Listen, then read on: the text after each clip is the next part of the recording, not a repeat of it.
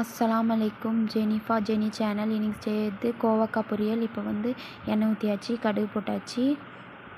கடுகு பொரி வருது. அப்போது உளுத்தம்பருப்பு ஒரு ஸ்பூன் உளுத்தம்பருப்பு, கொஞ்சோண்டு கருவேப்பிலை நல்லா வதக்குங்க. தொண்டைக்காய் போட்டு, தெலுங்கில் அது தொண்டாக்கான்னு சொல்லுவாங்க, தமிழில் கோவக்கான்னு சொல்லுவாங்க. நல்லா வதங்கணும். நம்ம தண்ணி ஊற்றாமல் நல்லா எண்ணெயிலே வதக்க வைக்கிறோம். 2 டீஸ்பூன் மிளகாத்தூளும் 1/2 டீஸ்பூன் மஞ்சள்தூள் போட்டாச்சு.